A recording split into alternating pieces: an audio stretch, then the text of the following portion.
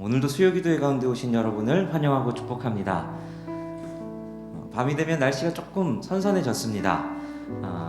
건강관리 잘 하시고 그래도 건강한 모습으로 이 저녁에 뵌 분들과 함께 반갑게 인사 나누시면 좋겠습니다. 앞뒤 좌우 살피시면서 잘 오셨습니다. 반갑습니다. 인사하시겠습니다. 잘 오셨습니다. 반갑습니다. 오늘도 세상은 분주하게 돌아갑니다. 그러나 그 가운데서도 우리는 주의 말씀에 귀를 기울이고 주님을 찬양하고 주님이 우리 하나님이심을 다시 기억하기 위해서 이 수요일 밤에 주님 앞에 함께 모였습니다. 우리 시간 주님 앞에 함께 기도하며 나가시면 좋겠습니다. 주님께서 우리의 삶에 여전히 주인이시고 우리가 다른 소리들로부터는 우리의 귀를 닫고 주님의 말씀, 주님의 음성에 귀를 기울이고자 합니다. 이 시간 주님 우리 가운데 역사하셔서 우리의 마음을 여시고 하나님께서 우리 가운데 하시는 그 놀라운 진리의 말씀이 들려지고 주님을 배울 수 있는 은혜의 밤이 되게 하여 주옵소서.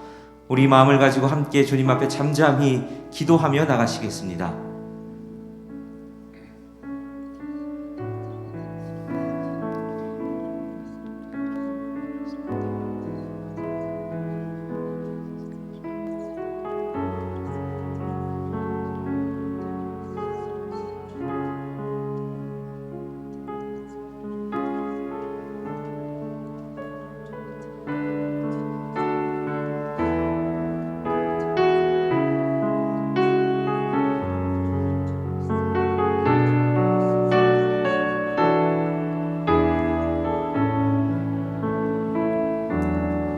아무도 예배하지 않는 그곳에서 주를 예배하리라. 아무도 증하지 않는 그곳에서 나 주를 찬양하리라. 아무도 헌신하지 않는 그곳에서 주께 헌신하리라. 누구도 증거하지 않는 그곳에서 나 주를 증거하리라. 내가 밟는 모든 땅 주를 예배하게 하소서. 주의 보혈로 덮어지게 하소서. 내가 선이고 주의 거룩한 곳 되게 하소서. 주의 향기로 물들이소서. 우리 처음부터 다시 고백합니다. 아무도 예배하지 않는, 아무도 예배하지 않는 그곳에서 주를 예배하리라. 아무도 찬양하지 않는 그곳에서 나 주를 찬양하리라. 누구도 헌신하지 않는, 누구도 헌신하지 않는 그곳에서 주께 헌신하리라. 누구도 증거하지 않는 그곳 나 주를 증거하리라.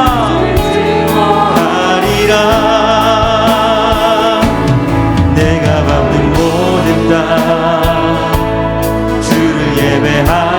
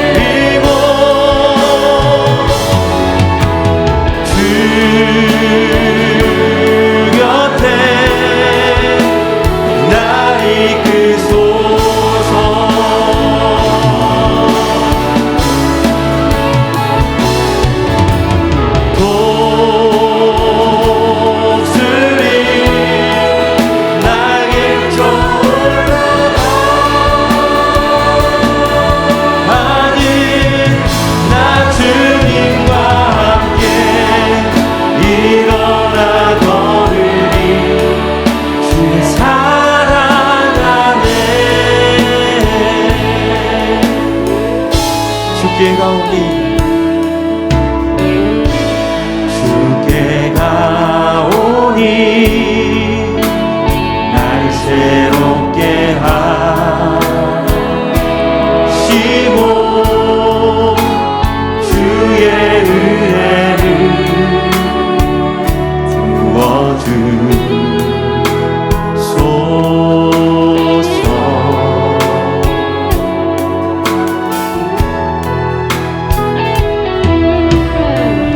내 안에 발견한 나의 연약함 모두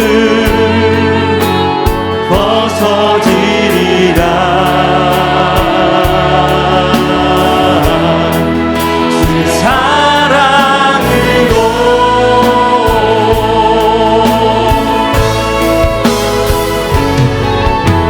주 사랑 나를 붙드시고 주 곁에 날 이끄소. 독수리 날개쳐 올라가는 독수리 날개쳐 올라가는 나 주님과 함께 일어나 걸으리. 주의 주 사랑 나를 붙드시고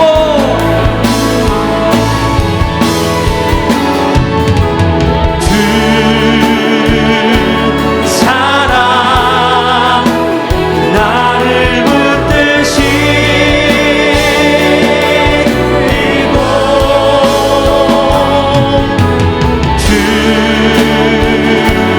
주 곁에 날 이끄소서.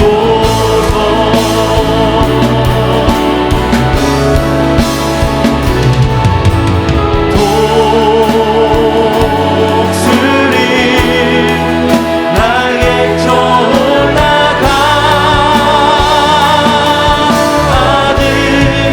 나 주님과 함께 일어나 걸으리. 주의 사랑. 우리 시간에 함께 기도하며 나가시겠습니다. 이 시간 기도하실 때에 하나님, 오늘도 주님께서 우리에게 주실 말씀을 기대합니다. 하나님께서 진리 안에 거하도록 우리의 영혼을 새롭게 하시고 우리의 마음을 옥토와 같이 바꾸셔서 하나님의 말씀이 우리 가운데 선포되었을 때에 우리가 그 진리의 말씀의 열매를 맺을 수 있는 이 밤 되게 하여 주옵소서. 하나님 앞에 우리의 마음을 준비시켜 달라고, 그리고 그 은혜의 역사가 우리 가운데 일어나게 해달라고 우리 간절한 마음을 담아서 주여 한번 외치시고 함께 통성으로 기도하며 나가시겠습니다. 주여! 살아계신 주님, 오늘도 주님께서 우리 가운데 이 행하실 놀라운 일들을 기대하고 주님 앞에 나아갑니다. 우리의 마음을 주님께서 주옵소서. 아버지, 상한 것 같고 상처받은 것 같고 연약한 것 같지만 오늘도 하나님께서 우리들의 마음을 회복시키시고 우리 가운데 그 진리의 말씀을 우리를 새롭게 하시며 우리 가운데 말씀하실 때에 열매 맺는 은혜의 밤 되기를 소원합니다. 하나님의 심령에, 하나님의 은혜에, 하나님의 말씀에 목이 말라 나온 주의 백성들 가운데 하나님 역사하는 밤 되게 하여 주시고 오늘도 그리하여 하나님의 은혜에 사로잡혀 우리의 삶을 바꾸신 하나님의 은혜의 말씀이 우리를 변하시는 능력을 가운데 우리를 창조하신 전능하신 하나님, 우리가 하나님 앞에 예배합니다.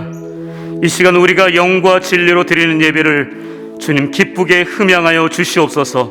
그리하여 예배자 각 사람 마음에 하나님의 형상을 다시 한번 회복하는 은혜의 밤이 되게 하여 주옵소서. 오직 성령으로 강하게 역사하사 메마른 우리의 심령을 촉촉하게 적셔주시고 말씀 앞에 숨김없이 바로 세워지는 영적 성숙의 시간이 되게 하여 주시옵소서. 감사드리며 이 모든 간구 우리의 생명이신 예수님 이름으로 기도드립니다. 아멘.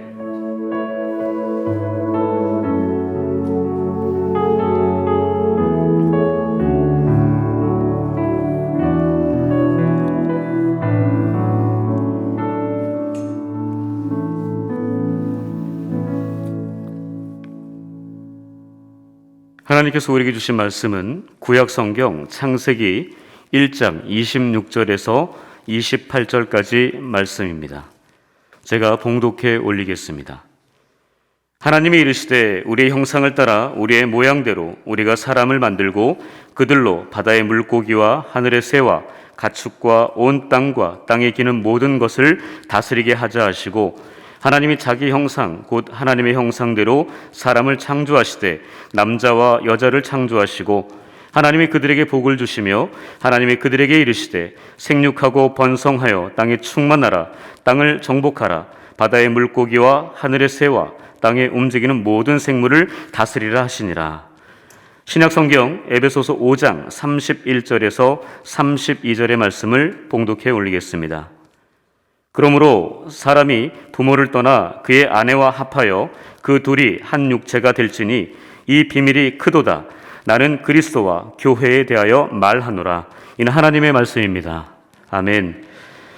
오늘 수요기도회 강사 목사님을 소개해 드리겠습니다.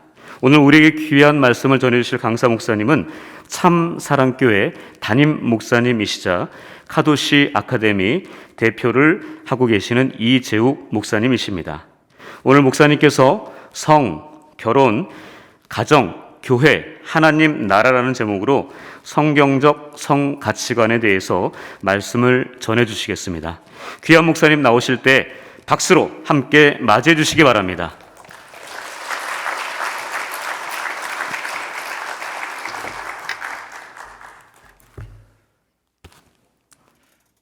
할렐루야.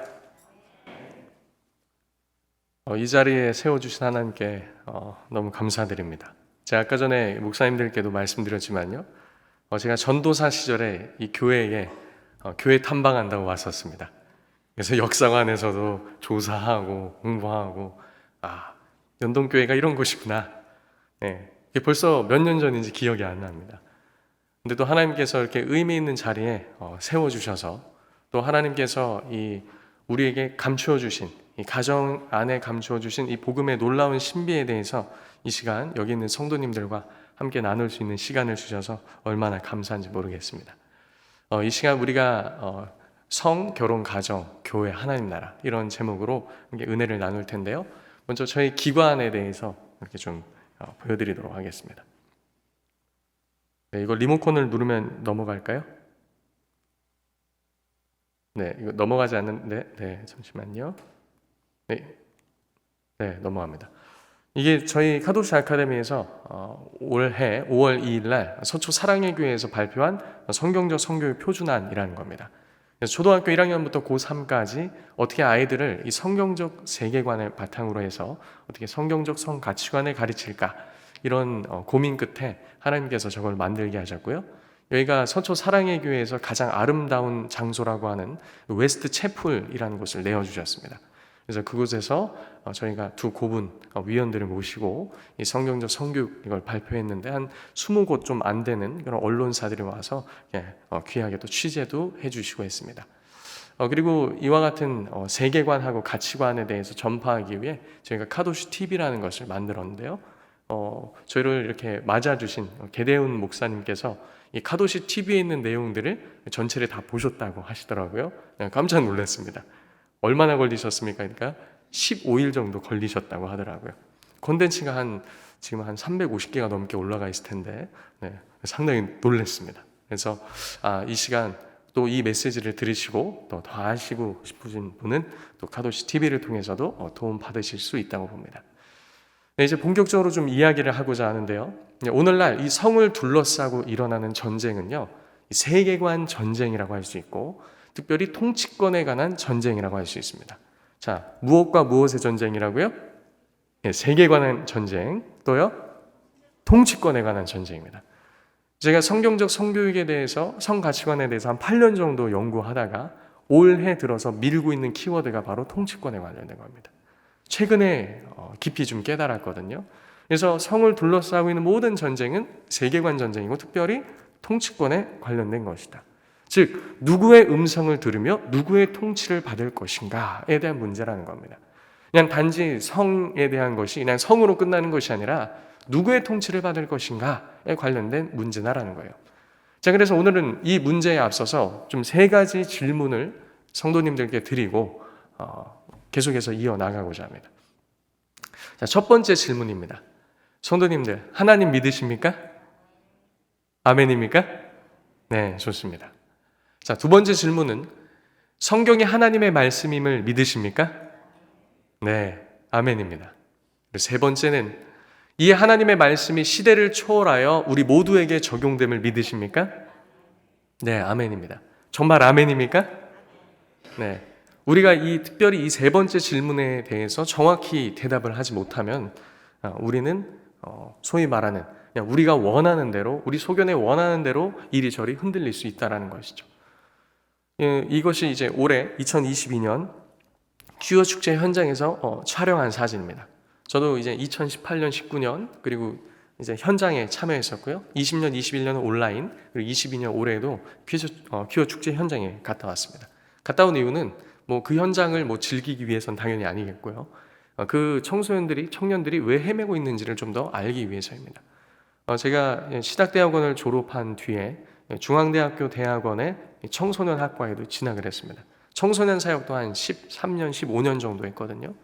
그래서 이 공부를 하면서 청소년 문헌 가운데 동성애 관련된 청소년들을 보니까 이 친구들이 이곳으로 유입되는 패턴이 있더라고요. 그래서 그것을 좀 더 알아보기 위해서 현장에 갔고, 제가 2018년 당시에는 이 동성애 청소년들, 청년들 한 49명 정도로 인터뷰했었습니다. 그러니까 역시나 2003년도에 나왔던 청소년학 자료하고 정확히 일치를 했기 때문에 더 이상 인터뷰를 하지 않았습니다. 저 청소년들이 왜 저기서 저렇게 헤매고 있을까요? 특별히 저 깃발에는 무엇이라고 새겨져 있습니까? 무지개 예수라고 새겨져 있습니다. 우리가 이 고백에 있어서 정확히 고백을 하지 못하면 이와 같은 우애도 빠질 수 있다는 것이죠. 여기 보면 어떤 한 이제 여성분이 어떤 코스프레를 하고 있죠?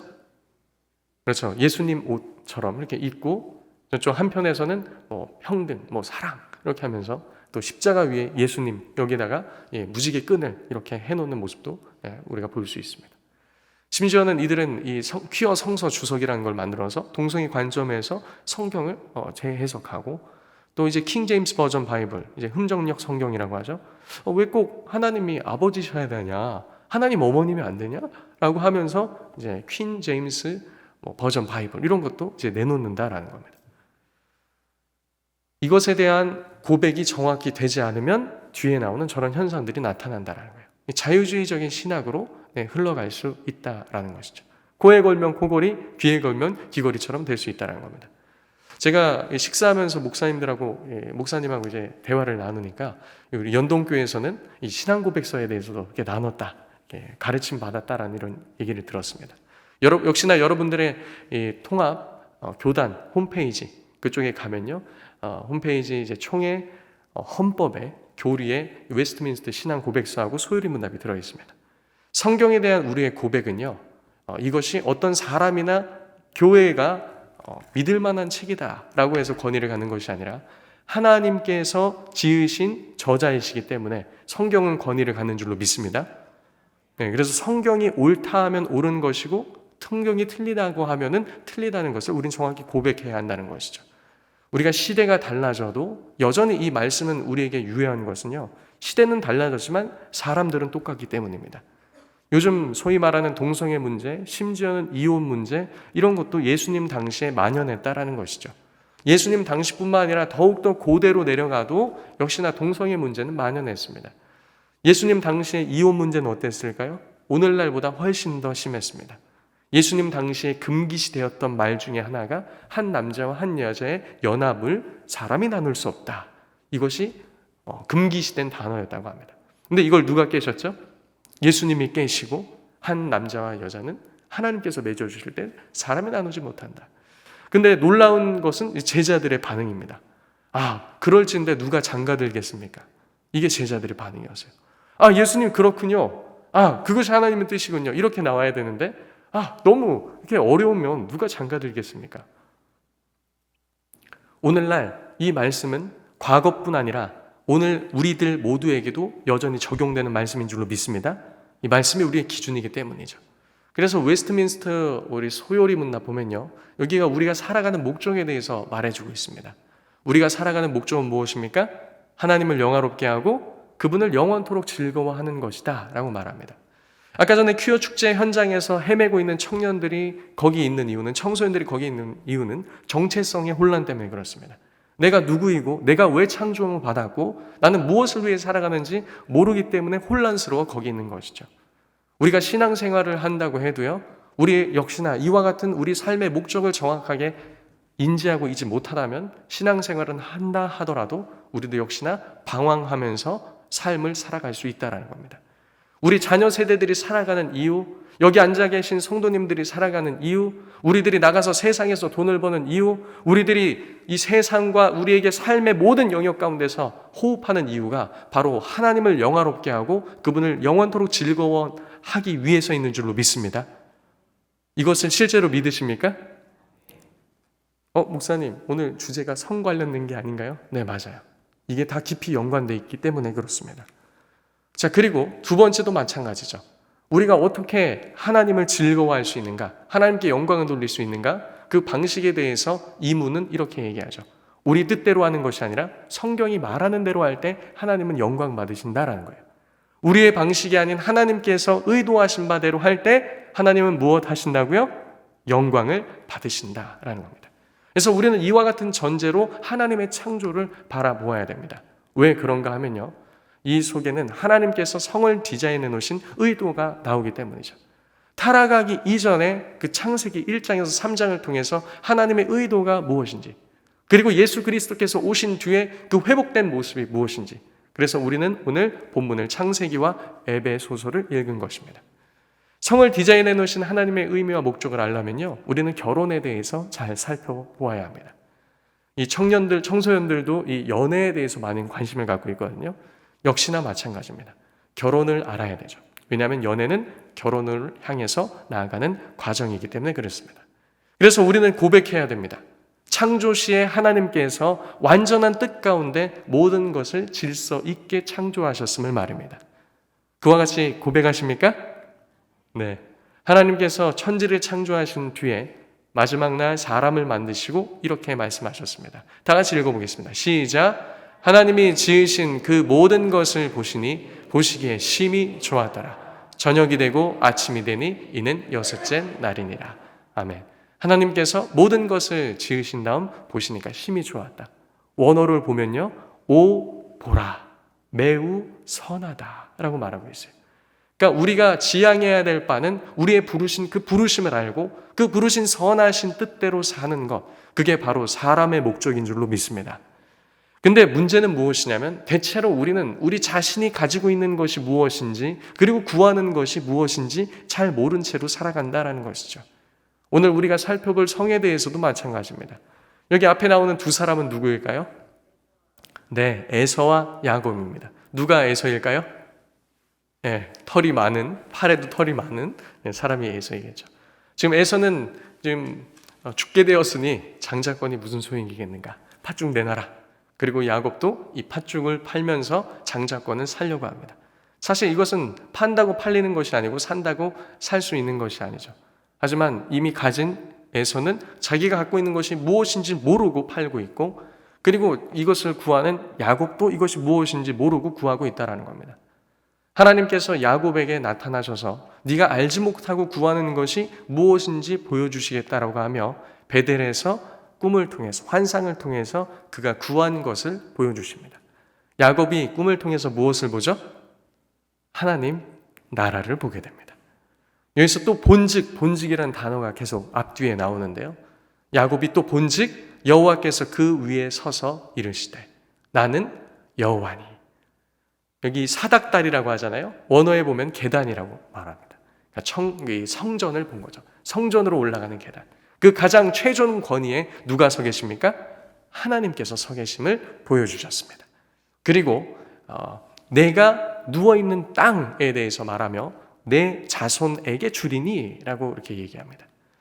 이 하나님 나라는 무엇이냐면요, 하나님의 주권과 통치를 말하는데요, 특별히 이 하나님 나라, 우리가 나라를 이루는 3요소 말하지 않습니까? 무엇과 무엇과 무엇이죠? 주권과 국민과 영토입니다. 그래서 하나님께서 여기서 보여주신 건 하나님의 주권, 하나님의 통치. 모든 것 위에 네가 받은 장자권, 그거 너를 위해서 있는 건 줄 아느냐? 아니다. 그 최종 주권자와 권위자. 사실 야곱이 받았어도, 그 장자의 축복 받았어도 야곱 당시에 결혼했습니까? 안 했습니까? 결혼 안 했어요. 근데 무슨 하늘의 별과 같고 땅의 모래알과 같고 내 이름이 창대한 축복을 받습니까? 막상 받고 나니까 자기가 스스로 할 수 있는 것이 있습니까? 없습니까? 아무것도 없는 거예요. 아무것도 없는 겁니다. 그리고 나중에 결론적으로 말하자면 야곱이 이 베델에서 이 꿈을 본 다음에 그가 구한 것이 있습니다. 하란 땅에 갔다 올 때 많은 것을 얻고 오게 하십시오. 이런 거 구하지 않았습니다. 그가 구한 것은 놀랍게도 한 벌 옷과 일용할 양식이었습니다. 이 그림이 어디에 또 나오냐면요. 신약에 가면은 예수님께서 하나님 나라가 무엇인지 가르치시고 전파하신 후에 제자들을 둘씩 짝져서 보내십니다. 그러면서 일용할 양식과 한 벌 옷을 주시죠. 야곱이 하나님 나라를 본 뒤에 구한 것이 바로 놀랍게도 그런 것이었다라는 거죠. 이 하나님 나라 이 부분 좀 더 보면요. 특별히 영토 부분에 있어서 구약에서 창세기 앞장에서는 이제 에덴 동산, 그리고 창세기 전체를 통해서 이 가나안 땅이 구별된 성전인 것을 보여주시며 이 에덴을 회복해 나가는 모습을 신학적으로 그려내고 있습니다. 그리고 신약에 와서는 구원받은 성도들, 그리고 교회 공동체, 이것이 바로 약속의 땅으로 이렇게 묶이게 됩니다. 그래서 하나님 나라는 주권과 통치라고 말씀드렸죠. 실제로 원어에서도 보면 나라라는 뜻이, 하나님 나라라는 뜻이 통치를 말하고 있습니다. 그런데 지금 하나님께서 야곱에게 꿈을 통해서 보여주신 이 하나님의 주권과 통치는 야곱의 가정에게 앞으로 미쳐질 것이죠. 야곱의 12아들, 가정을 말합니다. 그리고 나중에 이 12아들들이 민족을 이루죠. 신약에서는 교회라고 할 수 있을 겁니다.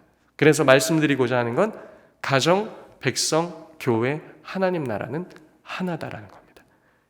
우리 성도님들, 우리들이 기도하면서 간구하는 것이 무엇입니까? 하나님 나라가 임하게 하옵소서. 찬양하면서 구합니다. 하나님 나라가 무엇입니까? 우리가 막 열심히 구하잖아요. 하나님 나라가 무엇입니까? 여기서도 말한 것과 같이 하나님께서 통치하시며 통치함 받는 백성이 있으며 그곳에서 하나님의 뜻이 실현될 때 그것이 하나님 나라라고 할 수 있는 것입니다. 그런데 그 하나님 나라의 가장 최소 단위가 있습니다. 그것이 어디입니까? 가정이다라는 것이죠. 지금 위에 보시면 하나님의 주권과 통치가 어디에 미친다고요? 제일 먼저 그렇죠. 야곱의 가정. 하나님께서 그 모든 것을 약속을 이루어 가시는 그 여정 가운데 하나님이 주도권을 잡고 이루신다라는 거죠. 자, 그럼 질문입니다. 성도님들의 가정에 하나님 나라가 임하고 있습니까? 성도님들의 가정에 실질적으로 하나님의 통치와 나라가 뚜렷하게 임하고 있는지를 묻고 있는 것입니다. 놀랍게도 가정을 잘 세우는 것은요, 교회와 하나님 나라를 잘 세우는 기초입니다. 근데 우리는 이 가장 기초를 잘 하지 않고 이렇게 모여서 하나님 나라가 임하게 하옵소서라는 더 어려운 것들을 구하고 있다는 것이죠. 그래서 우리는 이 기초를 잘 세워야 하는 것입니다. 그래서 놀랍게도 교회에서 직분자를 세울 때 이렇게 말하죠. 자기 집을 잘 다스려. 사람이 자기 집을 다스릴 줄 알지 못하면 어찌 하나님의 교회를 돌보려. 교회에서 직분자 세우는데 무엇을 말합니까? 가정에 대해서 말한다라는 것이죠. 왜냐하면 가정이 교회이기 때문입니다. 가정이 하나님 나라이기 때문입니다. 그래서 가정과 교회와 하나님 나라는 같다라는 것이죠. 교회는 가정과 같고 또 교회는 하나님 나라며 하나님 나라도 그와 같다라는 겁니다. 가정이 교회와 하나님 나라인 것을 우리는 알아야 한다라는 것이죠. 제가 성을 주신 이유도 그래서 같은 맥락에서 우린 말할 수 있는 겁니다. 성을 주신 이유는 하나님 나라와 깊은 직간접적인 연관성이 있기 때문에 그렇습니다. 성, 연애, 결혼, 가정 역시 마찬가지입니다. 하나님 나라와 연관되어 있고 또 교회를 세우는 것과 아주 밀접한 연관이 되어 있습니다. 그래서 하나님께서 디자인해 놓으신 이 성의 의미와 의도를 왜곡한다면 이것은 그냥 단순한 문제가 아니라는 것입니다. 우리가 교회가 요즘 동성애 문제, 차별금지법, 왜 이렇게 그것에 대해서 민감하게 반응하죠? 라고 말씀하시는 분들도 계십니다. 교회 안에서 뭐랄까요? 부정과 부패, 그리고 탐심, 그리고 약자를 보호하지 않는 것, 이런 여러 문제들도 있는데 왜 유독, 왜 동성애에 대해서, 왜 성에 대해서 유독 그렇게 강조를 하시고 그걸 극렬히 반대한다고 해야 하나요? 하고 질문하시는 분도 계실지 모르겠습니다. 그런데 이것은 단지 성의 문제가 아니라 하나님께서 디자인해 놓으신 성의 의도와 의미를 왜곡한다는 건요, 하나님 나라를 의도적으로 왜곡하고 대적한다는 뜻입니다. 그러니까 성은 무엇과 연관되어 있다고 그랬죠? 하나님 나라, 가정, 교회. 근데 이것을 뒤틀어버리면 가정도 뒤틀어버리겠다는 거고 교회도 뒤틀어버리겠다라는 것입니다. 그래서 개인이 하는 동성애 행위, 그리고 가정, 동성혼, 교회, 대한민국에도 한 10몇 개 있으면 퀴어 교회, 사실 교회라고 할 수 없는 것이죠.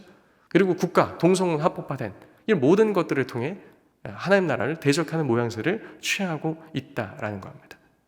그래서 우리는 이러한 시대적 상황 가운데 성에 대해서 굉장히 바른 가치관을 세워야 됩니다. 이 가치관이라는 것이 굉장히 중요한데요. 이거의 사전적 의미는요, 그것에 대한 관점과 평가하는 태도를 말합니다.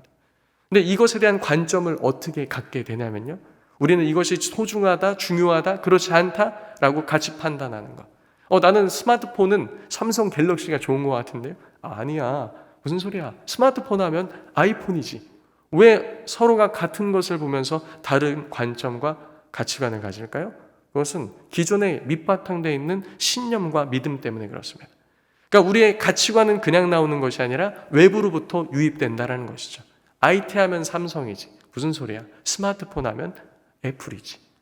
외부로부터 주입된 신념과 믿음을 통해 우리의 가치관은 형성되며 이 가치관은 반드시 세계관하고 함께 간다라는 것이죠. 그리고 이 모든 것은 우리의 무엇을 불러일으키냐? 행동을 불러일으킨다라는 거예요. 그래서 로마서 12장 1, 2절은 무엇이라고 말하는 겁니까? 우리의 삶을 하나님께서 받으시는 그와 같은 산 제사로 드리라고 말하는 것이 바로 그런 이유인 것이죠.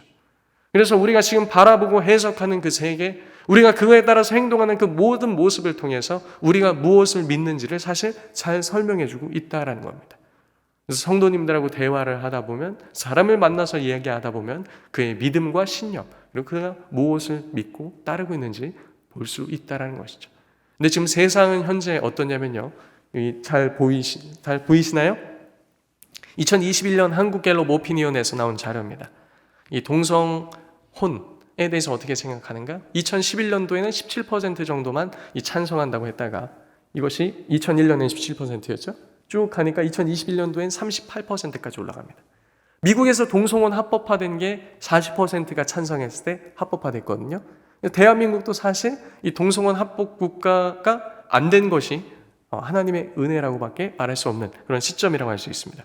자, 그런데 제가 아까 전에 앞에서 말한 그 가치관, 세계관, 그 외부로부터 온 신념 이런 것들을 얘기했죠. 행동으로 나온다. 자, 20대 한번 보십시오. 20대. 연령별 20대. 동성결혼 법제화 찬성 몇 %입니까? 73%입니다. 그럼 성도님들, 20대 청년들이 이와 같은 생각 그냥 가졌을까요? 그렇지 않다라는 것이죠. 외부로부터 유입되었다라는 거예요. 특별히 10대 때부터 이와 같은 교육을 받고 굉장히 친동성애적인 생각을 하도록 교육을 받았습니다. 제가 놀랍게 언론과 인터뷰 때문에 이 동성애 관련된 이 차별금지법, 그리고 특별히 학생 인권 조례 관련돼서 쭉 공부하다 보니까요, 2000년도 초반에 이들이 친동성애 진영에서 주장했던 것이 있습니다. 앞으로 친동성애적으로 교육을 하려면 공교육 가운데 우리는 3가지 내지 4가지를 넣어야 된다. 그것이 바로 젠더 관련된 것이며, 그리고 성적 자기결정권, 그 다음에 성별 정체성, 성적 지향, 피임 교육 이런 것들을 넣어야 된다. 2000년 초반에 이쪽 진영에서 주장을 합니다. 근데 문제는 뭘까요? 지금 아이들의 교과서에 이 모든 내용들이 다 들어가 있다는 거예요. 전 이걸 보고 나서 너무나 놀랐습니다. 이들이 20년 전에 친동성애적인 나라를 만들려면 서너 가지를 교과서에 넣어서 가르쳐야 되는데 지금 그것이 현실화되고 있다는 것이죠. 지금 청년들의 생각이 그냥 나온 것이 아니란 겁니다. 동성애에 대해서는 어떻게 생각하는가? 몇 %입니까? 86%.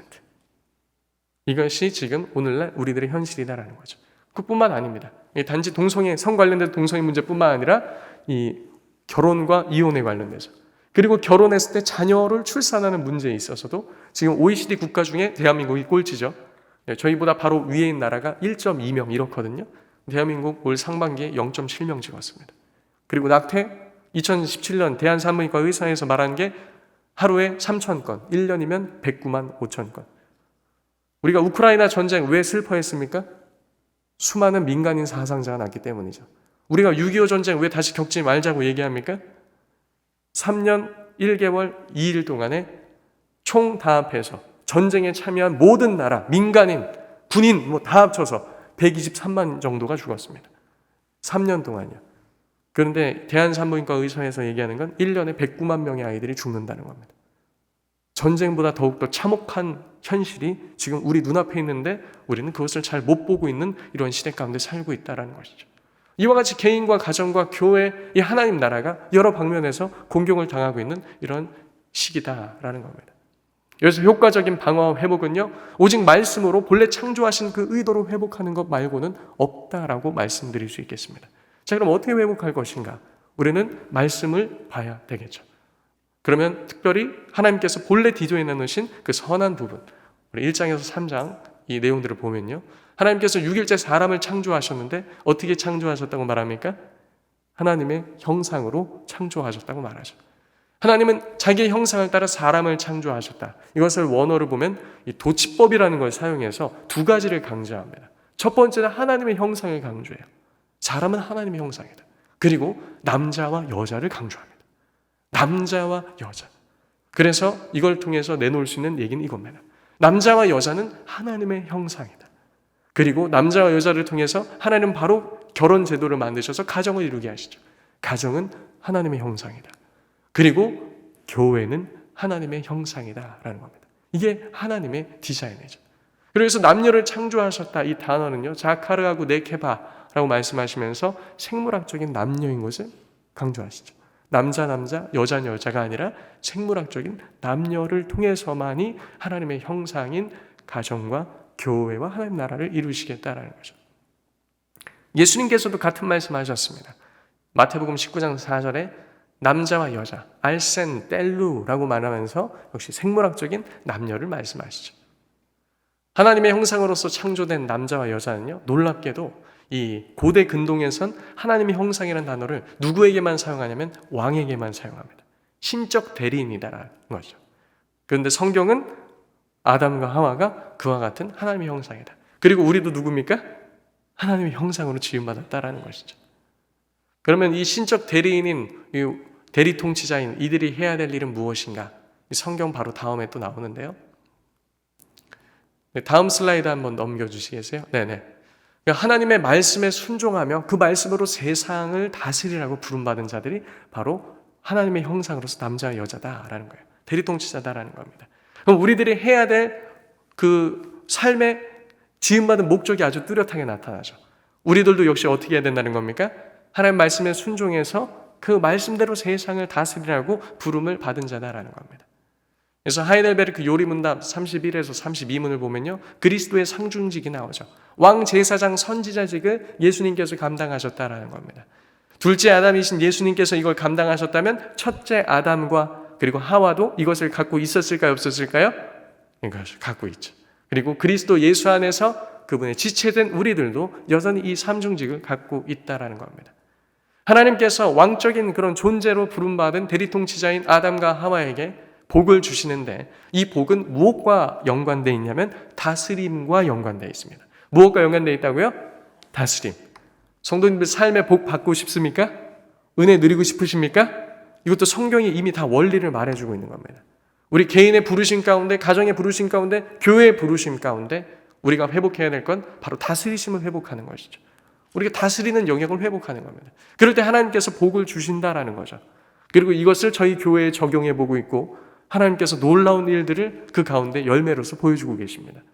성도님들 가정 하나님의 복 누리고 싶으십니까? 은혜 누리길 소망하십니까? 하나님의 다스리심을 회복하시길 바랍니다. 하나님 말씀에 순종하면서 가정에서 그 부르심대로 행하라는 거죠. 개인의 삶도 마찬가지고 교회도 마찬가지다라는 겁니다. 그 방식은 교단 헌법에서 말하는 것처럼 말씀을 통해서다라는 거죠. 하나님께서는 사람을 창조하신 다음에 바로 어디다 두셨다라고 얘기하냐면 에덴 동산에 두셨다라는 것을 강조를 합니다. 문법적 구조를 통해 2번 반복해요. 성경에서 2번 반복하는 건 어떤 건 의미합니까? 중요한 걸 의미하죠. 아멘, 아멘. 중요하다라는 거죠. 그래서 에덴 동산에 두신 것을 굉장히 중요시합니다. 그러니까 사람을 지으신 다음에 여기에 두셨다는 것을 우리는 살펴보면서 우리를 지으신 이의 목적을 우리는 발견해 나갈 수 있는 거죠. 이 에덴 동산은 그냥 동산이 아름답고 막 뛰어노는 이런 장소가 아닙니다. 성경은 이 에덴 동산을 뭐라고 말하냐면 여호와의 동산이다라고 말합니다. 무슨 동산이라고요? 여호와의 동산이다. 그래서 이 하나님의 동산에 대해서 유대인들은 어떻게 말하냐면 그들의 제2성경인 주빌리서 8장 19절을 통해서 지성소와 여호와의 거처다라고 에덴 동산을 해석합니다. 구약에서의 성소는 하나님이 자기 백성과 함께 교제하시기 위해서 임하셨던 장소인 것이죠. 유대인들은 에덴 동산을 바로 이와 같은 성소의 개념으로 이해를 합니다. 역시나 창세기도 에덴을 그와 같이 설명을 하고 있죠. 하나님께서 임재하시는 장소 에덴 동산. 에덴 동산의 모습은 어떨까요? 에스겔서 47장 12절과 그리고 요한계시록 22장 1, 2절을 통해서 보면 하늘 성전에 대해서 묘사를 하는데요. 이 내용을 보면 어디와 똑같은 묘사를 하고 있냐면 에덴 동산의 모습을 묘사하고 있다라는 겁니다. 에덴 동산의 모습. 그러니까 에덴 동산은 어떤 곳이었는가? 하나님께서 왜 아담과 하와를 거기다 두셨는가? 계속해서 살펴보겠습니다. 그것을 두신 이유는 여기서 두다라는 단어가 두 가지 뜻이 있는데요. 안식하다, 두다. 근데 에덴에서 안식하게 하기 위해서 또 동산을 거니시는 하나님과 교제하시도록 거기에 두셨다라는 거죠. 그리고 그냥 두시는 것뿐만 아니라 이들에게 할 일을 주셨습니다. 그것은 바로 아바드하고 사말입니다. 경작하고 지키는 것이죠. 자, 그러면 무엇을 경작하고 지켜야 되는가? 바로 에덴 동산이라는 겁니다. 그리고 에덴 동산에서 말하는 이 해야 될 직무, 경작하고 지키는 것을 민수기에서도 여러 구절들은 말하고 있습니다. 자, 이 민수기 구절들을 찾아보니까 무엇이 나오냐면요. 성막에서 이 제사장들이 하나님께 예배하고 성막을 지키는 내용이 나와요. 그러니까 그리고 이 성막은요, 놀랍게도 무엇을 그대로 본따서 만드냐면 에덴 동산의 모습을 그대로 본따서 만들었습니다. 그러니까 하나님께서 아담과 하와를 에덴에 두신 이유는 에덴은 성소와 같은 것이었고 이곳에서 하나님께 예배하고 이 에덴을 지키도록 하기 위해서 하나님은 아담과 하와를 두셨다라는 것이죠. 이곳에서 제사장적 사역을 하기 위해서 말입니다. 아까 전에 그리스도께서 취하신 삼중직이 무엇이었습니까? 왕, 제사장. 여기서 제사장의 직분이 또 나오는 것이죠. 선지자란 무엇인가? 선지자는 하나님의 뜻을 그들의 삶으로 드러내는 겁니다. 단 예로, 자, 예레미야를 무슨 선지자라고 부르죠? 눈물의 선지자. 예레미야가 눈물이 많은 사람이기 때문에 눈물의 선지자가 아니라 하나님이 지금 하나님의 심정을 그대로 드러내야 될 사명이 예레미야에게 있었던 것이죠. 하나님의 그런 상태를 그는 선지자로서 삶을 통해서 드러냈던 것입니다. 아담과 하와가 에덴 동산에서 해야 되는 건 왕, 제사장, 선지자로서 하나님이 어떤 분이신지 그리고 우리를 왜 지으셨는지를 드러내는 것. 그것이 그들의 삶의 목적이었다라는 겁니다. 우리가 아까 초반에 보았던 웨스트민스터 소요의 문답 1, 2문이 정확히 그것을 또 이야기하고 있는 것이죠. 그런데 창세기 3장 1절에 가면 어떤 사건이 일어납니까? 뱀의 유혹을 통해서 그 하나님을 섬기는 일에 실패가 있게 되죠. 그래서 동산의 두 나무는요, 왜 그들이 실패했는가? 단지 그 선악과 열매라는 것 자체가 놀랍게 효용 있는 열매이기 때문에 그렇지 않다라는 겁니다. 바로 통치권에 관련된 문제 때문에 그래요. 하나님이 다스리시는 영역을 건드린 거죠. 누구를 섬길 것인가? 하나님의 말씀을 듣고 하나님을 예배하면서 그것을 지키는 사역을 잘 감당하는 본연의 부르심의 삶을 살 것인가? 아니면 뱀이 말하는, 이 세상이 말하는 이와 같은 말을 듣고 살 것인가? 그래서 그 사건은, 에덴 동산의 사건은 단지 선악과 열매를 먹지 않았다의 문제가 아니라 하나님의 통치에 도전했냐 안 했냐에 관련된 문제다라는 겁니다. 그래서 이들은 아바드와 사말에 실패하게 되죠. 하나님을 섬기는 대신에 자기 혹은 그와 같은 유혹자의 말을 듣고 그대로 따라가게 된다라는 겁니다. 그럴 때 나타나는 결과는 어땠습니까? 처참한 이와 같은 결과가 나타났다라는 것이죠. 하나님께서 성을 주셔서 가정 그리고 교회를 이루게 하시고 우리로 하여금 어떤 사역을 맡기셨는가? 하나님을 예배하는 왕, 제사장, 선지자의 직분을 우리 모두에게 맡기신 줄로 믿습니다. 특별히 여기 앉아 계신 우리 남성분들이요, 남편분들에게 이와 같은 직분을 맡기셨고, 그리고 여기 앉아 계신 우리 아내분들이요, 여러분들에게 이 직분을 맡기셨다라는 거죠. 그래서 가정을 그와 같이 에덴으로서 일구며 우리 자신을 하나님 앞에서 예배자로서 드려지는 그런 삶을 살기 위해서 하나님이 모든 것을 주셨다라는 겁니다. 그래서 이것이 왜 세계관 전쟁이며 그 통치권에 관련된 전쟁이라 하는지 조금 이해가 가십니까? 개인, 가정, 교회가 이 성이란 영역에서 하나님의 뜻을 따를 것인지 세상의 뜻을 따를 것인지 특별히 지금 어디가 가장 치열한 영적 전쟁터인가? 다음 세대들, 우리 교회와 한 자녀들이 여기에 굉장히 심하게 노출되어 있다는 거예요. 그래서 여기 있는 아버지들과 어머니들은 무엇을 해야 되죠? 아바드와 사마, 하나님을 예배하는 공동체로서 우리 가정을 세워나가고 우리 자녀 세대들로 하여금 그리고 우리 자신으로 하여금 우리 교회로 하여금 그리고 우리가 속한 이 대한민국으로 하여금 이와 같은 세상 뜻이 아니라 하나님의 뜻이 세워질 수 있게 우리가 발맞춰 나아가야 한다는 것이죠. 아담의 사역지는 에덴이었고 그곳에서 그가 감당해야 될 직무였으며 오늘날 우리의 사역지 역시 가정과 교회라는 것을 지금 계속 말씀드리는 겁니다. 놀랍게도 오늘날 계속해서 사단은요, 이 가정과 교회 가운데 법과 통치에 관한 문제로 밀고 들어오고 있습니다. 차별금지법, 간통죄 폐지, 낙태죄 폐지 이런 것들이 다 그와 같은 맥락이라고 할 수 있죠. 이제 교회로 하여금 원래 이 동성애 문제나 이런 성 문제는 계속해서 있었어요. 역사 가운데. 근데 법제화시켜서 강제시킨다는 것도 다른 문제죠. 너희가 하나님의 말씀을 듣고 순종하라는 것이 아니라 하나님의 교회조차도 하나님의 성도들조차도 세상법의 지배를 받으라는 거죠. 동성애에 대해서 죄라고 말하지 말고 그것이 옳다고 말하고 기타 등등 성에 대해서 말하는 여러 가지 문란함과 옳지 못한 것에 대해서 함구하게끔 만드는 통치권에 관련된 전쟁이 지금 대한민국 가운데도 굉장히 치열하게 나타나고 있다는 겁니다. 이 어떻게 회복의 길을 걸을 수 있을까요? 우리는 아담과 하와에게 주신 이 네 가지에 대해서 생각해 볼 필요가 있습니다. 그들에게 생육하고 번성하라고 그리고 정복하고 다스리라고 하시면서 위와 같은 네 가지의 것들을 주십니다. 아담과 하와가 함께 연합해서 어떻게 해야 하나님을 잘 섬길 수 있는지 이 대답들을 주신 것입니다. 그리고 놀랍게도 아까 말씀드렸듯이 웨스트민스터 신앙고백서 제24장 결혼과 이혼에 관련된 이 기록물에 보면요, 두 번째 파트에 이런 내용이 나옵니다. 우리 다 같이 읽어볼까요? 시작. 결혼은 남편과 아내가 서로 돕도록 제정되었다. 또한 합법적인 자선들을 통하여 인류가 번성하고 경건한 자녀를 통하여 교회가 번성하고 부정을 막기 위하여 제정된 것이다.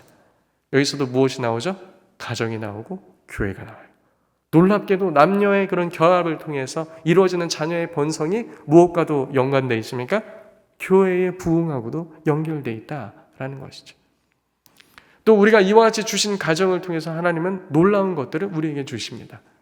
이 가정을 통해서 하나님은 우리로 하여금 복음을 깨달아 알으며 또 우리 자녀 세대들로 하여금 이 복음을 깨달아 알 수 있도록 가정이란 것을 주셨다는 거죠. 우리는 태어날 때부터 가정에 태어나서 죽을 때까지 어디에 있습니까? 가정이란 현장 가운데 있으며 이것을 통해서 우리가 더욱더 성악해 되도록 주님께서 우리를 인도하셨다라는 거예요. 권투 선수가 링 위에 올라가지 않고 훈련도 하지 않는다면 어떻게 그가 권투를 할 수 있겠습니까? 마찬가지입니다. 우리가 하나님의 형상으로서 지음받은 우리들로 하여금 하나님께서 가정이라는 현장 가운데 우리를 부르셔서 우리로 하나님의 형상을 닮아가게끔 하신다는 거죠. 여기서 대전제가 5장 21절입니다. 줄친 부분이죠. 다 같이 읽어볼까요? 시작. 그리스도를 경외함으로 피차 복종하라. 성경적 성, 가치관 어떻게 우리 자녀 세대들에게 전수해야 되죠? 가정에 이미 그 내용을 다 주셨고 신명기에서도 부모가 가르치라고 하는데 특별히 어떻게 가르치는가? 삶에서 가르치라고 말하고 있죠. 그리스도를 경외함으로 피차 복종하라. 서로 순종하라는 겁니다. 남편과 아내가 서로 순종함을 통해서 이따가 에베소서 5장 뒷부분에 나오는 그리스도와 교회의 복음의 신비를 보이라라는 것이죠. 미국에 있는 존 메가더 목사님은 이렇게 얘기합니다. 우리가 아무도 없을 때 아내가 남편을 대하는 것이 그의 믿음이다. 아무도 없을 때 남편이 아내를 대하는 것이 그의 영적 상태이다. 그것을 통해서 우리의 영적인 깊이와 성숙도를 가늠해 볼 수 있다는 겁니다. 우리가 여기서가 아니라 가정에서다라고 말이죠. 아내들에게 먼저 말합니다. 아내들이여 자기 남편에게 복종하기를 주께 하듯 하라. 이는 남편이 아내의 머리됨이 그리스도께서 교회의 머리됨과 같음이니 그가 바로 몸의 구주시니라 라고 말하죠. 성도님들, 이 말씀에 아멘이십니까? 아멘이십니까? 정말 남편에게 그렇게 복종하십니까? 아까 전에 제가 초반에 3가지 질문했죠. 이 시대에도 여전히 하나님의 말씀이 적용됩니까? 안 됩니까? 네, 된다라는 것이죠. 여기서 자기 남편에게 복종하라라는 건요, 이 복종이라는 것은 충성, 이게 아닙니다. 자발적 순종을 말합니다. 놀랍게 원어에서 복종하라는 대체적으로 자발적 순종이고요, 순종하라는 복종을 말합니다. 그래서 자발적으로 남편에게 순종하라는 것이죠. 그래서 아내에게 가정 가운데 주신 직분은 무엇인가? 일평생 가정 가운데서 참 교회의 모습이 무엇인지를 설명하라는 겁니다. 우리의 부르심은 무엇이라고요? 여성들의 부르심은요, 참 교회가 무엇인지 가정에서 설명하라는 거예요. 그것을 통해서 하나님께서 영광 받으시겠다라는 겁니다. 이 말씀도 그렇게 말하고 있죠. 그리스도께서 교회의 머리됨과 같습니다 라고 말합니다. 자, 반면에 여기서 우리 5장 24절도 이렇게 말합니다. 그러므로 교회가 그리스도에게 하는 아내들도 범사에게 자기 남편에게 복종할지니라. 근데 이 원어의 이 설명, 이 뜻을 보면요, 렉시콘 사전이라고 헬라어 사전, 이만큼 두꺼운 게 있습니다. 거기서 이 본문을 이렇게 말합니다. 남편의 사랑에 매료돼서 자발적으로 순종한다. 그러니까 우리가 예수님을 섬길 때 어떻게 하죠? 주여 나를 취하소서. 난 당신의 것입니다. 그와 같이 주님의 사랑에 매료돼서 우리가 고백하는 것처럼 아내들도 남편의 사랑에 매료돼서 고백하라는 거죠. 그럼 이건 다른 말로 무엇을 말합니까? 남편은 그리스도의 사랑으로 그와 같은 고백을 받아내라는 겁니다. 놀라운 말씀이죠. 우리를 가정에 둬서 남편으로 하여금 아내로 하여금 모두 다 성화의 길을 걷도록 하나님께서 의도하셨다라는 겁니다. 우리 남편분들, 우리 남자 성도님들, 우리 노란 말씀 구절 다 같이 읽어보겠습니다. 시작. 남편들아 아내 사랑하기를 그리스도께서 교회를 사랑하시고 그 교회를 위하여 자신을 주신같이 하라. 아멘. 아멘입니까? 아내들에겐 자발적으로 순종하라고 하셨는데 남편들에겐 그리스도께서 교회를 사랑하시고 자신을 내어주신 같이 하라고 말씀하십니다. 죽기까지 사랑하고 연약함을 품으라라는 것이죠. 이걸 원어로 보면은 이렇게 말합니다. 호이 안드레스, 남편들아 아가파테타스 규나이카스 카이도스 카이 호 크리스토스 아가페센. 이게 뭐냐면요, 사랑하라. 우리가 잘 아는 단어가 나옵니다. 아가페. 아가페가 무슨 뜻이죠? 누구의 사랑? 하나님의 사랑. 하나님의 사랑으로 사랑하라는 거예요. 아내를. 아내들한테 자발적으로 사랑하라고 할 때는요, 2인칭 직설법을 사용합니다. 직설적으로 아내들에게 말하는데 남편에게 자발적으로 순종하라. 근데 자발적 순종은 다른 한 면이 있습니다. 어떤 면이죠? 자발적으로 순종하지 않을 수도 있다는 거죠. 근데 놀랍게도 남편들에겐 어떻게 말씀하십니까? 명령형으로 말씀하십니다. 남편들은 선택의 여지가 있습니까? 없습니까? 없다라는 것이죠. 남편들은 그리스도께서 하신 것처럼 순종하라라는 거예요. 어떻게 순종합니까? 아내를 죽기까지 사랑함을 통해 그리스도 경외함을 나타내라는 것이죠. 그런데 이 일이 참 쉽지가 않습니다. 아내가 남편을 보면서 순종하는 것이 쉽지 않듯, 사실 남편을 보고 순종하는 것이 아니라 남편의 머리 대신 그리스도를 보고 순종하는 거죠. 남편들도 아내를 그와 같이 사랑하는 것이 쉽지가 않습니다. 왜냐하면 창세기 3장 16절에 보면 아담과 하와가 타락했을 때 하와가 보였던 모습에 대한 말씀을 하십니다. 네가 남편을 원하지만 네가 남편을 사모하나 남편이 너를 다스릴 것이다. 그 원어 뜻을 보면요, 네가 이 원하다, 사모하다라는 게 사랑한다 이게 아니라요, 맹수가 발톱을 드러내서 고기를 움켜쥐는 형상입니다. 다른 말로 하면 하와가 아담을 그와 같이 하려고 했다는 것이죠. 이것은 아담에게 표출된 것뿐이지 하나님께 실제로 그렇게 대항했다라는 겁니다. 그러나 하나님께서 그 질서를 내가 다시 잡겠다라는 것이죠. 우리가 가정에서 우리 사랑하는 아내가 때로는 그와 같이 질서를 타협하려고 하고 그와 같이 우리에게 대항하려고 하고 때로는 남편의 속을 상하게 한다 할지라도 남편들은 어떻게 하라는 겁니까? 아내를 사랑하라라는 겁니다. 이 본연을 누가 보여주셨죠? 하나님께서 먼저 보여주셨습니다. 네가 이 열매를 먹으면 정녕 어떻게 되리라? 죽으리라. 그런데 하나님께서는 어떻게 하셨죠? 짐승을 잡아 피를 흘리게 하사 옷을 해입히셨습니다. 이 옷이 신약에 가면 누구로 나옵니까? 예수 그리스도로 우리를 옷 입히사. 아멘입니까? 하나님께서 친히 보이신 거예요. 그리고 우리에게도 무엇하라는 겁니까? 남편들은 그와 같이 하라. 왜요? 가정의 머리이기 때문에 그와 같이 하라는 겁니다. 그리고 그리스도의 표상이기 때문에 그렇게 하라는 거예요. 남성들을 통해서 그리스도를 설명하기 위해 하나님께서 그와 같은 것을 의도하셨다라는 거죠. 이 장면이 뭐죠? 예수님의 성만찬이죠. 마지막 최후의 만찬. 바로 직전에 있었던 일은 사람들에게 하나님 나라를 전파하면서 그와 같은 이적을 베푸니까 사람들이 이분이 진정 메시아구나 라고 하는 것이 아니라 네가 귀신 들렸다 미쳤다 라고까지 나아갑니다. 근데 예수님은 어떻게 하셨죠? 제자들을 불러 모으고 그 다음에 제자들 곧 또 예수님을 배반하고 떠날 그들과 별반 차이 없는 제자들을 불러놓고 받아 먹어라. 이것은 내가 너희를 위해서 주는 내 생명의 떡이니라. 받아 마시라. 너희를 위해서 흘리는 내 피라. 그리고 제자들의 발을 씻기시죠. 그리고 끝까지 사랑하셨다라고 말합니다. 남편들도 어떻게 하라? 그와 같이 아내를 사랑하라. 하나님의 명령이다라는 거죠. 그래서 남편분들이요, 여러분이 나중에 하나님 앞에 섰을 때 여러분이 가정에서 얼마나 열심히 돈을 벌어다 주면서 가정을 잘 부양했는지를 물을 것이 아니라 그리스도께서는 내 아내를 그와 같이 사랑했는가? 라는 질문을 하실 거다라는 거죠. 이게 바로 남편의 직분과 부르심이다라는 거예요. 우리가 가정에서 이런 것들을 보일 때 자녀 세대들로 하여금 그들은 무엇을 볼 수 있습니까? 그리스도가 누구인지, 어떤 분인지, 그리고 어머니를 통해서 교회가 어떤 모습인지, 그 두 분의 연합을 통해서 그리스도와 교회의 연합과 그것에서 나타나는 그 복음의 신비가 무엇인지 그것을 깨달아 알게 하도록 우리에게 성이라는 것을 주시고 가정을 이루게 하시며 그와 같은 모습 속에서 우리를 성화케 하셨다라는 겁니다. 이 베드로서 3장 7절에 나오죠. 베드로가 예수님 배반하고 떠나죠. 절대 배반 안 합니다라고 했던 베드로가 배반하고 떠납니다. 우리 남편을 그리스도라고 생각하고 아내를 베드로라고 생각하면서 한번 읽어봅시다. 시작. 남편들아 이와 같이 지식을 따라 너희 아내와 동거하고 그를 더 연약한 그릇이요 또 생명의 은혜를 함께 이어받을 자로 알고 귀히 여기라. 이는 너희 기도가 막히지 아니하게 하려 함이라. 다 알면서도 주님께서 그리하신 것처럼 가정에서 이와 같은 그리스도의 사랑과 교회의 순종과 모든 것들이 나타나야 한다라는 것이죠.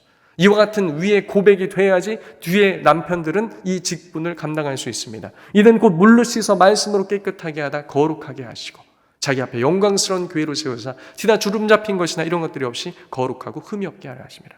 그리스도가 교회를 위해서 하신 사역과 같이 남편들은 자기의 아내와 자녀들을 흠이 없는 거룩한 교회로 세우라고 아바드와 사말의 사역을 우리에게도 오늘날 여전히 맡겨주신 줄로 믿습니다. 청소년들 연구하다 보면 성문제, 동성애 문제, 왜 그런 문제들이 발생할까요? 가정에서 발생하는 겁니다. 가정에서 아버지와 어머니와 나타내 보이는 모든 모습을 통해서 말입니다. 그래서 남편들이 보여야 될 모습들이 여기 말씀에 쭉 나와 있습니다. 이 모든 모습들은 누가 보이는 건가? 바로 예수 그리스도께서 우리를 위해서 먼저 보이셨다라는 것이죠. 이와 같은 모습들. 근데 이것은 단지 남편들에게만 해당되는 것이 아닙니다. 아내들에게도 역시나 해당되죠. 그리고 남편은 머리이기 때문에 동시에 참 교회의 본이 무엇인지를 또 보여야 됩니다.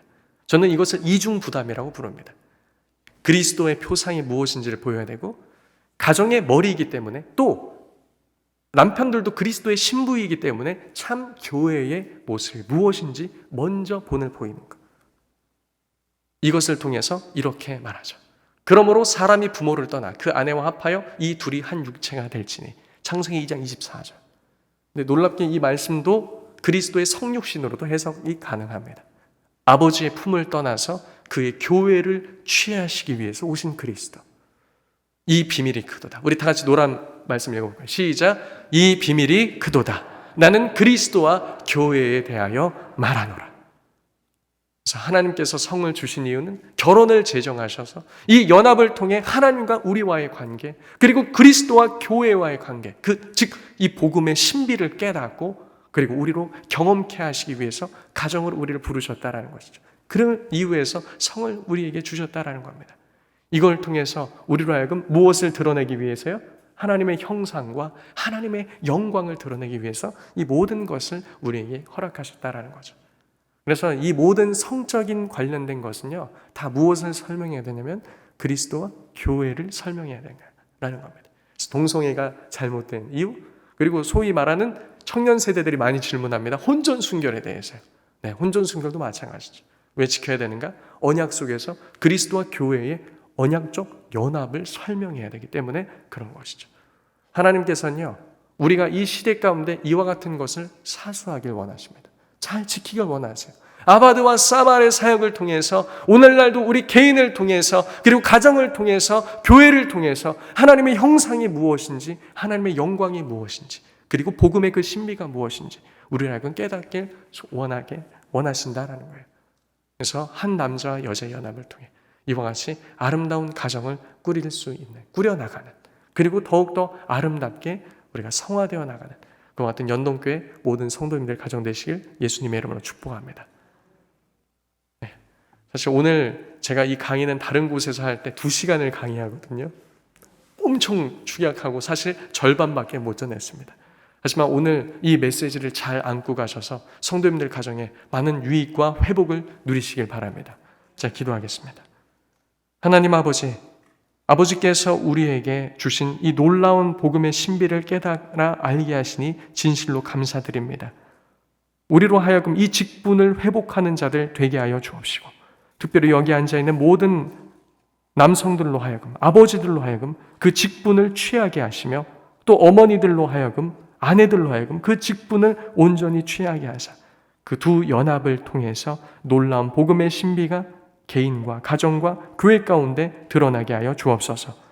하나님의 형상을 왜곡하고 대적하는 이와 같은 물결이 이 세상 가운데 심히 거세고 혼란스러우나 우리 교회로 하여금 하나님의 영광을 드러내게 하사 참된 것이 무엇인지, 선한 것이 무엇인지 세상으로 하여금 우리를 통해 알게 하여 주옵소서.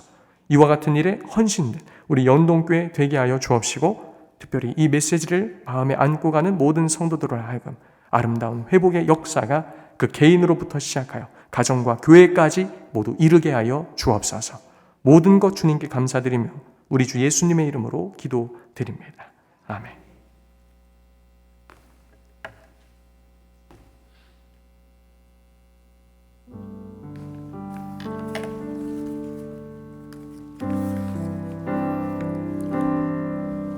함께 우리 말씀을 생각하시며 찬양하도록 하겠습니다.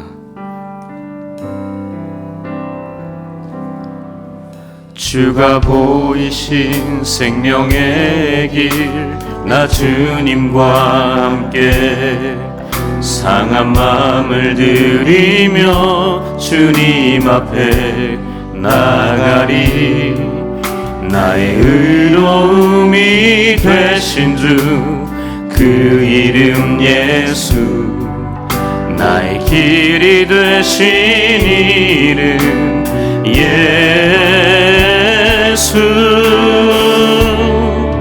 나의 길 오직 그가 하시나니, 나를 단련하신 후에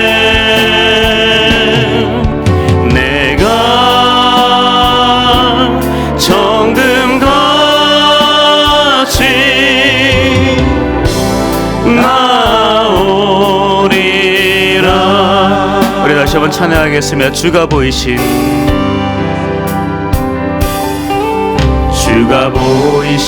생명의 길, 나 주님과 함께 상한 마음을 들이며 주님 앞에 나가리. 나의 의로움이 되신 주 그 이름 예수, 나의 길이 되신 이름 예수.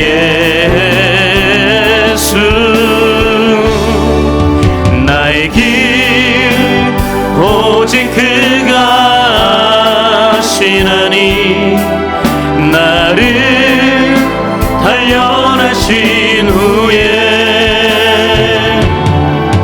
내가 정금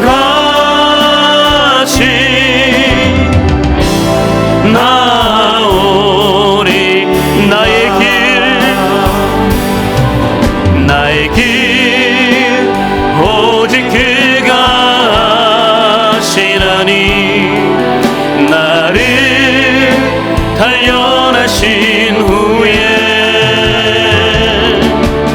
내가 정금같이 나오리. 우리 다시 한번 우리 모든 우리 길 맡겨드리며 나의 길 오직 그가 하시나니 나를 단련하신 후에 내가 정금같이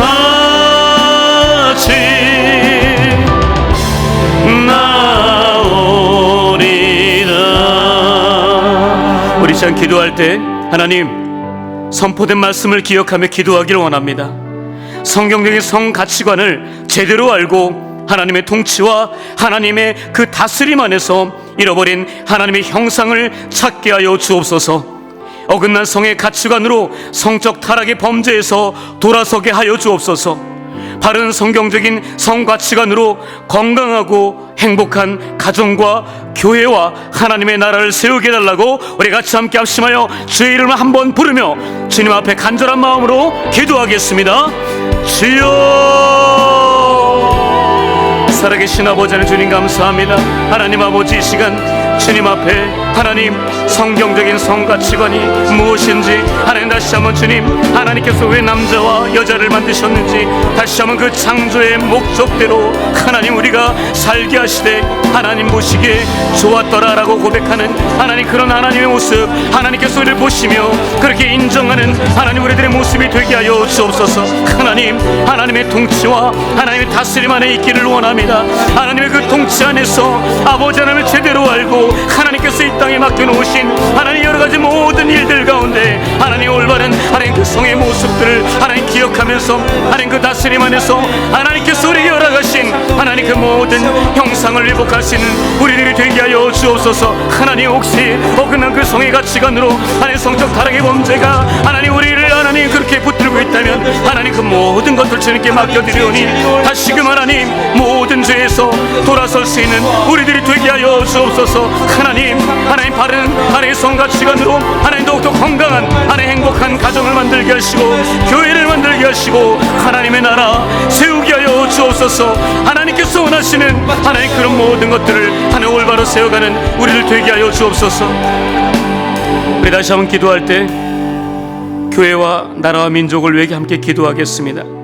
코로나로 인해 신앙이 위축되고 차가워진 분들이 다시 오프라인 예배와 잃어버린 영혼들을 향한 복음의 열정이 속히 회복되게 해달라고 함께 기도해 주십시오.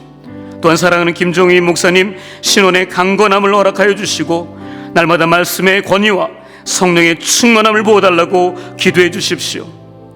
또한 갑작스러운 사고와 원치 않는 질병으로 슬퍼하며 아파하는 교회 식구들의 건강이 회복될 수 있도록 기도해 주십시오. 그리고 코로나가 이 땅에서 속히 종식되도록 대통령과 정치 지도자들 그리고 기업의 총수들이 인간적인 욕심 버리고 더욱더 모범된 모습으로 이 땅에서 살아갈 수 있도록 또한 그리스도인들이 세상의 빛과 소금의 역할을 잘 감당할 수 있도록 저 북한 땅을 위해서도 전쟁으로 신음하고 있는 우크라이나 땅을 위해서도 우리 같이 함께 합심하여 교회와 나라와 민족 이 전 세계를 위해서 함께 합심하여 주의 이름을 한번 부르고 함께 기도하겠습니다. 주여, 살아계신 아버지 하나님, 하나님 코로나로 인해 하나님 우리의 신앙이 위축되고 차가워진 분들이 하나님 너무나 많습니다. 하나님 다시 하나님 오프라인 예배를 통하여 아버지 하나님 주님 다시 한번 회복의 은혜를 하나님 우리가 입기를 원합니다. 하나님 구역 예배, 하나님 와이베 성경 공부, 각 기관 소그룹 모임을 통해서 하나님 더욱더 하나님을 깊이 있게 만나게 하시고 하나님 주님을 향한 우리의 사랑이 더욱더 하나님 뜨거워지게 하시고 하나님 우리의 믿음이 더욱더 강해지게 하여 주옵소서. 하나님, 그와 더불어 하나님, 주님, 우리 함께하는 모든 성도들과의 관계 속에서 하나님, 그 어그러진 모습들이 하나님 이제는 하나님 서로 만나 하나님 서로 하나가 되어 하나님의 사랑으로 하나님 서로 하나가 되어서 하나님 아름다운 섬김과 헌신으로 하나님 모든 관계들이 회복되며 아버지 더욱더 하나님 아름다운 믿음의 공동체를 만들어가게 하여 주옵소서. 또한 잃어버린 영혼들을 향한 하나님 그 구령의 열정, 복음의 열정이 회복되게 하여 주옵소서. 하나님, 김종휘 목사님 기억하시고 하나님 신원의 강건함을 허락하여 주옵소서. 하나님, 몸과 마음과 영혼이 아프지 않도록 날마다 붙잡아 주시고 하나님 말씀의 권위를 도하여 주시며 성령의 충만함으로 날마다 붙잡아 주옵소서. 하나님, 그와 더불어 하나님 아버지 부교육자들과 병신호 지도자들에게도 하나님 말씀과 기도를 끼어있게 하여 주옵소서. 하나님, 갑작스러운 사고와 하나님 원치 않은 질병으로 슬퍼하며 아파하는 우리 교회 식구들이 있습니다. 하나님, 불쌍히 여겨주시고 하나님 찾아가시고 위로하여 주시고 치료와 회복의 은혜를 허락하여 주시옵소서. 하나님, 대학 입학, 취업, 군대와 유학 여러가지 하나님 자녀들의 문제가 있습니다. 하나님, 그 문제들 앞에 우리 자녀들 하나님 기도가 있게 하시고 하나님 말씀이 있게 하시고 더욱더 믿음으로 하나님 그 모든 어려운 일들을 헤쳐나갈 수 있는 믿음의 사람들, 자녀들 되게 하여 주옵소서. 하나님, 이 땅의 코로나 하나님 속히 종식되도록 은혜를 도와여 주시옵소서. 하나님, 대통령과 정치 지도자들, 하나님 기업의 총수들, 하나님 개인적인 인간의 모든 욕심을 내려놓고 하나님 앞에 하나님을 두려워하며 하나님 나라 백성들을 위해서 하나님 자기 자신의 모든 것들을 희생할 수 있는 하나님 겸손과 모범의 사람들 되게 하여 주옵소서. 하나님, 이 사회에 전방위적으로 흩어져 있는 하나님 그리스도인들, 하나님 세상의 빛과 소금의 역할을 잘 감당하여 하나님의 나라 세워가게 하시고 하나님의 영광을 드러나게 하여 주옵소서. 저 폭력 땅에도 아버지 하나님의 나라가 임하게 하시고 하나님, 저 하나님 전쟁을 하나님 하고 있는 우크라이나 땅에도 놀라운 주의 하나님의 나라가 임하게 하시고 아버지 하나님, 그로 인하여서 아버지 그 아파하고 고통받는 이들이 다시금 위로받고 아버지 앞으로 다시 한번 새롭게 회복되어지게 하여 주시옵소서. 두려워하지 말라, 내가 너와 함께함이라. 놀라지 말라, 나는 내 하나님이 됨이라. 내가 너를 굳세게 하리라.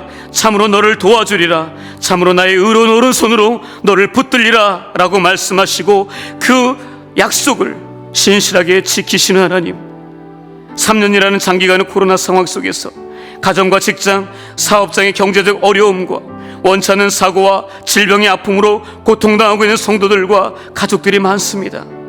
애굽의 압제 속에 통곡하며 부르짖는 그들의 간절한 기도 소리에 응답하셔서 지도자 모세를 예비하시고 출애굽의 기적적인 역사를 일으키신 하나님께서 우리의 처절한 부르짖음을 들어주시고 속히 응답하사 이제는 코로나로부터 탈출하도록 역사하여 주시고 그 모든 질병에 고통받고 있는 모든 이들이 치유와 회복으로 다시 건강하게 일어나게 하여 주시옵소서. 오늘 성경적인 성가치관을 배우게 하신 하나님, 하나님의 형상대로 지으심을 받은 우리가 성경적 성의 가치관으로 직장과 사회, 하나님 가정, 교회 안에서 하나님의 형상을 회복하여 하나님의 다스림과 통치를 선포하며 하나님 안에서 참된 소망을 나타내며 하나님의 건강한 나라, 하나님의 영광을 드러내는 우리 모두가 되게 하여 주시옵소서.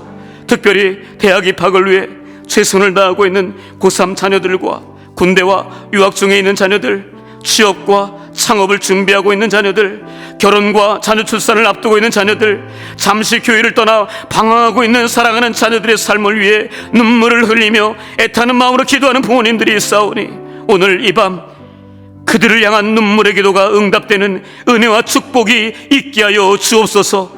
이제는 모든 근심과 걱정, 염려와 두려움이 아닌 하늘의 평안과 행복, 기쁨과 감사가 충만하게 하여 주시옵소서. 이제는 우리 주 예수 그리스도의 은혜와 하나님의 다함없는 사랑하심과 성령님의 감화 감동 교통 역사하심이 성경적 성가치관을 제대로 알고 하나님의 통치와 다스림 안에서 하나님의 형상을 회복하여 건강한 하나님의 나라를 세워가기로 결단하며 나아가는 연동의 모든 예배자들과 그들의 가정과 직장, 사업장 위에 그리고 사랑하는 연동 교회 위에 지금부터 영원토록 함께 하시기를 간절히 축원하옵나이다. 아멘.